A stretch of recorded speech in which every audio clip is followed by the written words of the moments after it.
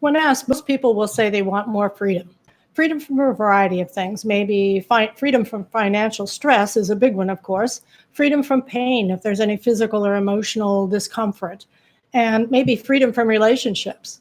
It's interesting, especially in the United States, people seem to think that, everything is greener on the other side of the fence. Like, if I just had more money, everything would be okay. If I won the lottery, that would do it right there, this imagination that we have of like things getting better, or if I got married, or if I had a baby, or I got divorced, whatever it is, we have a tendency to think that freedom comes from outside of ourselves. But the truth is, you can never feel free with anything outside of you, even extensive wealth, if you're not free and trusting inside. There's a very dynamic relationship between freedom and trust. And I want to talk to you about that today. My name is Linda Frazee, and I have been working with 40 years of people who are individuals, corporations, government agencies all around the country in the United States, and occasionally in Europe as well. And what my focus has been is helping people find success and satisfaction in whatever they're doing, which a freedom is always a big component. However, success without satisfaction is empty. And you can't have freedom without trust.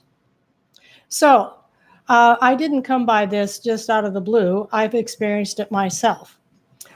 So very often people will say to me, well, I'm not a very trusting person. So if in case you think you're not very trusting, I always remind them that they drive a car, and most people do. Every time you drive a car, you're trusting. You're trusting that somebody's going to stay in their own lane. You're trusting that the traffic lights will work. You're trusting that you won't be in an accident, even though the statistics are much greater at you having an accident in a car than in a plane. People get scared on planes for fear because they're really out of control. But the truth is, you're trusting every day you get in the car. You're also trusting every time you want to breathe that there's enough oxygen. You don't even think about it. It's just automatic. And for most of the time, that's true. So why is it that we forget that we're safe and that we can trust? Well, the first thing is that our brains are wired up to remember the times that we were hurt, bullied, disappointed, misunderstood, abandoned, whatever our story is, because that's how we survived as a species. So there is always this point that we can go back to if we're not careful. And there's in the system of the Enneagram that I teach, which is about different personalities, 9 different personalities, there's a predetermined genetic predisposition that helps us guide us with our fear as well. Now, in my case, my predisposition was to be shy and to be very afraid and to doubt myself. So I got married very young. And even though there were lots of signs that that was not going to be a good relationship for me and the children I eventually had, I ignored them and went into it anyway. Well, because I was thinking I was very wise at the grand old age of 16. I thought I really knew what I was doing. At that age, you know everything, so you think. So anyway, I had to develop. It took me 14 years to get out of a marriage that really didn't work for me or my children. Now, what helped about me getting that freedom from the marriage was trusting myself. So certainly education helped, maturity helped, because who knows what they need at 16. So maturity and education and having people validate that I was good at other things besides just being a mother to my children, and getting support for my dysfunctional ways and therapy, of course. I was learning to really be who I was, but it still took 14 years. You don't have to take 14 years, and I'm not recommending that, but I do want to talk to you about the relationship between trust and freedom, because it took me that long to really, truly trust myself that I could go out into the world with a different viewpoint. Now, the Enneagram, this personality system that is, I believe, the very best on the planet at the moment, has 9 different ways of mistrusting, and I want to just tell you a little bit about each one of them.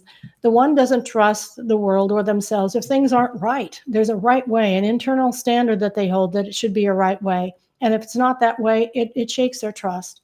The 2 doesn't trust people who don't reciprocate their giving, because 2s are so giving that they feel like other people should be giving back to them, and so they begin to feel hurt and mistrusting of other people.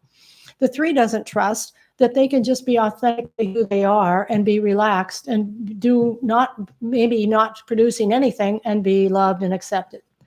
The 4 doesn't believe that there is anybody out there that is going to really accept their authenticity and their uniqueness. And so they retreat and feel like they're just going to be shy and just kind of hide in a corner sometimes. The 5 doesn't trust people who intrude upon their precious resources of time, energy, and money. And an intrusion could be just somebody knocking on a door that they hadn't invited. So the intrusion is a big thing. The 6 just doesn't trust authority in general, and even their own inner authority, which can get them into trouble in a variety of ways and keep them from having an inner sense of freedom. The 7 doesn't trust their deep inner feelings and the pain of others, and so tries to escape that all the time.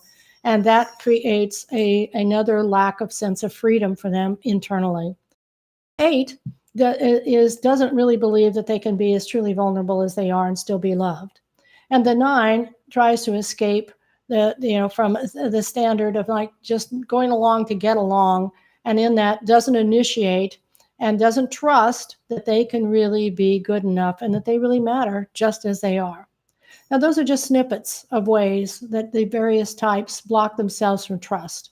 If you'd like to know more, if you'd like to find out how you do that, please visit my website at lindafrazee.com and check out the 5 free videos that are there, and you can begin the process of finding yourself on this system.